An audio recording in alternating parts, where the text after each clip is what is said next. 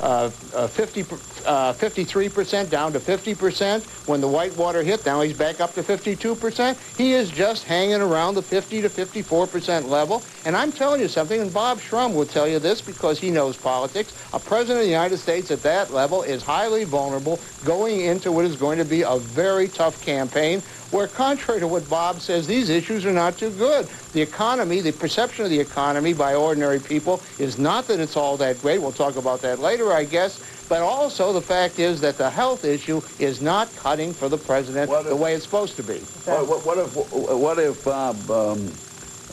What if we find out, if we find from the special prosecutor or special counsel Fisk that there was nothing in the Vincent Foster allegations, that there was nothing illegal or untoward in in those meetings in the White House with the RTC officials? In other words, if Clinton starts to get cleared of some of this early stuff, I think his poll numbers go right back up in the high 50, 60%. I think they're going to have hearings, Jack, and there's going to be hearings on it that's going to raise the character issue, and what you say is possible but unlikely, I believe. Well, no, I agree with Bob that it's unlikely, but I also think that Republicans, to answer Bob Shrum's point, most of what he said is not true, but he's right about one thing, which is that the Republican Party cannot be seen as simply harping on Whitewater and not presenting its own message and its own vision for the country. As long as we're talking about Republicans, the GOP negatives have gone up about 10 points in the last couple of months. You've also noticed the smart Republicans, the politically smart ones, have stopped taking such a partisan stance on Whitewater in the last... You pay a price for running a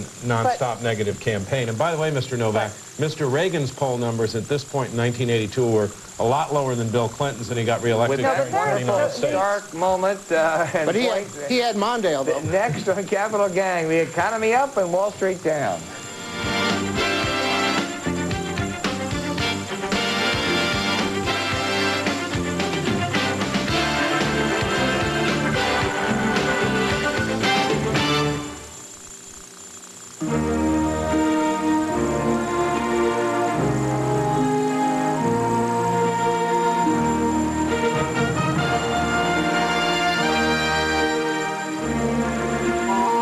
Those who say that America is having a hard time getting off the ground.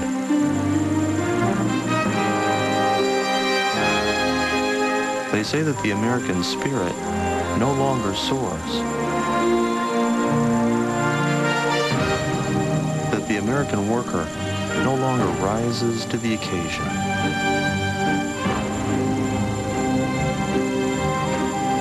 And that American companies no longer reach for the stars.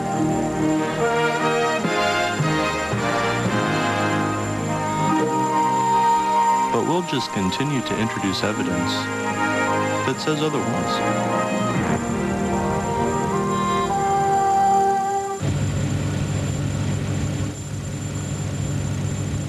The powerful all-aluminum alloy engine in the Lexus ES is so incredibly quiet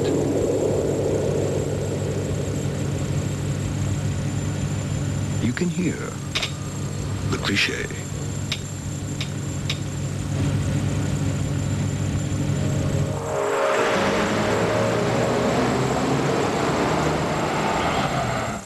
Before, after. Before, after. Before, after. How do you get from before to after? Simple. Introducing the Apple Quick Take digital camera.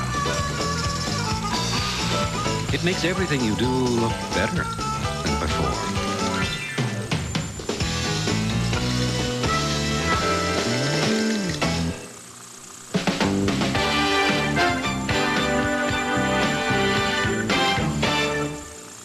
Welcome back.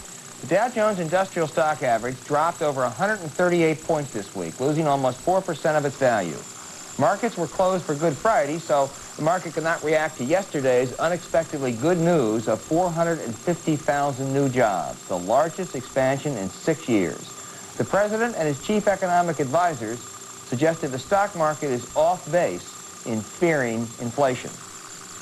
The stock market, like any kind of market, is subject to movements which may sometimes be a little more than is warranted by the economic circumstances, one way or the other. The picture is a moderate sustainable recovery with very little in the way of inflationary pressure. Now, if I look at all of those reports and then look at the financial markets, I am led to conclude that they are overreacting to something. Bob Novak, this is going to be a tough one for you, but who's right, the markets or the White House? Well, Professor Tyson should know better. The markets are always right. The administration thought they were perfectly right when things were going up. The reason is, why are they going down? The reason they're going down is fear of inflation. They don't know what the Federal Reserve Board is up to, the mystery of the secret palace there. And there's one other factor, Al. We are coming up to April 15th. And there is going to be a lot of people who are going to be selling their stock as a forced sale in order to pay their taxes on the massive tax increase that was enacted last year. It is selling equity for debt, which is always bad economically. I don't know if that's an autobiographical account by Robert or not, but Jack, how do you see it? I mean, I think, by definition, the stock market isn't logical. It goes up and down.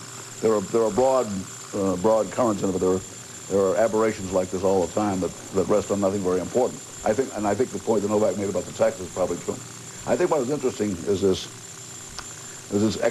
jobs figure, because there were 450,000 jobs, but 350,000 of those were either part-time or temporary, and there's a lot more overtime being worked. And what this tells you is that American industry is not hiring people on a full-time basis because, among other reasons, they don't know if they can keep them, but they also don't know what's going to happen on health care and what kind of a health care package they're going to be obliged to pay. And I suspect we're going to have this kind of situation for a long time. Yeah. Mona? Well, I don't know why the stock market lost so much value. In fact, Louis Rukeyser doesn't even know why the stock market lost all of its value. It might have been the Japan bashing that might have had a role in it. But Robert Rubin, the Deputy Treasury Secretary, sat in this very seat a few months back and claimed that the rising market... White House economic. White House economic. Who sat in this seat and said that the rising market was evidence of the stock market's confidence in the Clinton economic plan. Well, if they're going to have that, then they have to take responsibility for this and say this is a vote of no confidence. I actually think markets fluctuate, and it doesn't really mean that much. I think stock market changes are tremendously convenient for political commentators because whoever you dislike, you can blame for it. If you dislike Japan bashing, you can blame that. If you dislike the Clinton tax bill, which I take it that Mr. Novak does, you can blame that. Maybe it's the lack of a capital gains tax cut that caused the market to do this. He's shaking his head, yes. let me say... Bob, let me just say this, and then I'll turn the floor over to you. I don't pretend to understand the stock market. I've been to the Wall Street Journal for 29 years, never have understood it. But it seems to me the fundamentals are still pretty strong. The economy is in good shape. The recovery is quite buoyant. Record pace of jobs creation, even though you're right, Jack, a number of them were part-time. Consumer confidence is at the highest level in almost a decade. And Bob, you are one who always used to demean the inflation worry warts. Are you changing your tune now there's a Democratic president? No, not at all. I would say this, that I think I have to do an economic seminar with all of you because the market is a good future indicator of what people expect in the future. And if I were in the administration, I would say that contrary to Mr. Greenberg's polls that people like to bash Japan, that the Japan bashing in the state of a unhappy international situation is bad economics and it's bad politics. I would say right now that there is a very uneasy economic climate with this health bill coming up, with re-regulation, with high taxes. I hope the administration gets the signal, but I don't think they are. Well, you have a lot of people, a lot of employers.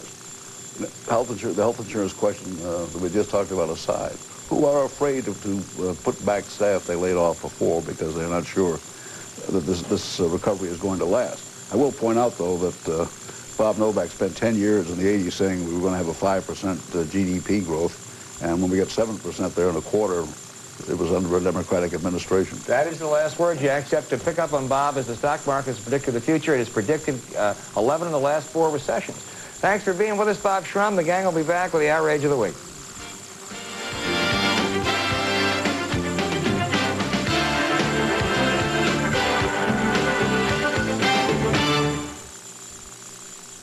Before, after. Before, after. Before, after. How do you get from before to after? Simple. Introducing the Apple Quick-Take Digital Camera. It makes everything you do look better and Reform.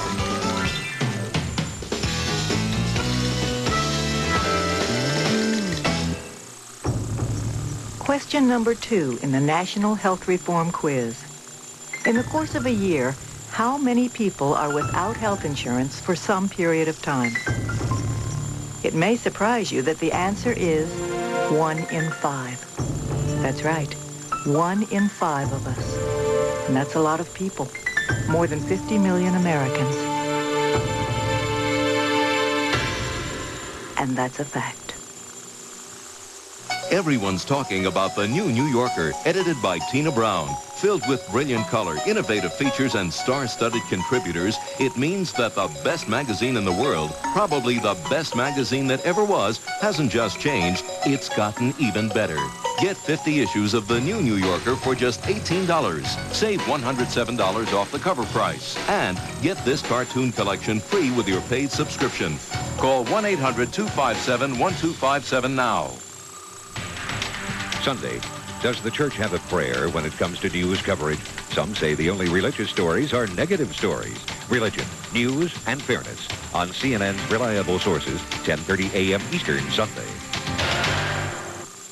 Sunday. The economy improves as new jobs are created, but the stock market takes a dive.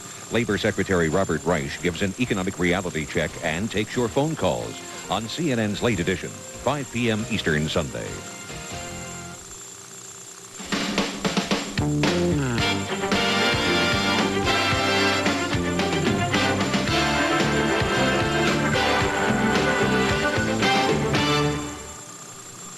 And now for the outrage of the week, starting with Robert Novak in San Francisco. Al, this week in the Cayman Islands, a British dependency, the star goalkeeper of the Cuban national soccer team, Noel Arguelles, asked for political asylum, saying he otherwise would be jailed in communist Cuba. No, said the British consular officials, Cubans cannot automatically be granted asylum just because they live in a dictatorship.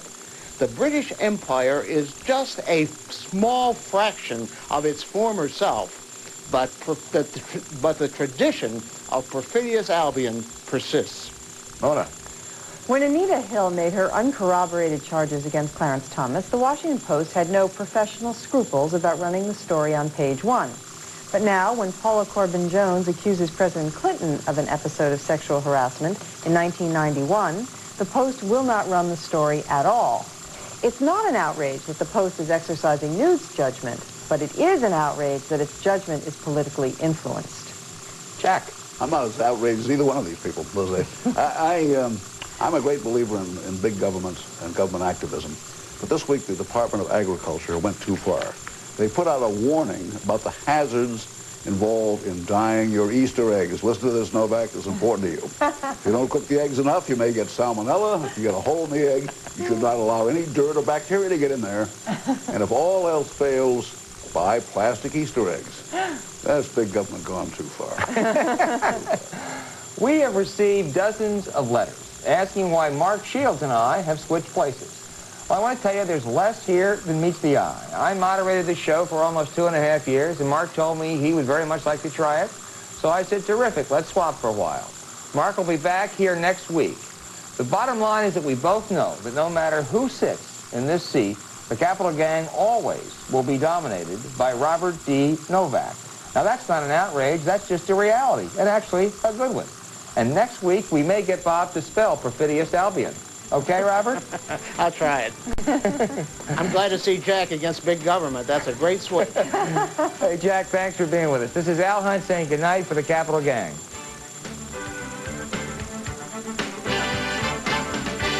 For a transcript, send $5 to Journal Graphics, 1535 Grant Street, Denver, Colorado, 80203.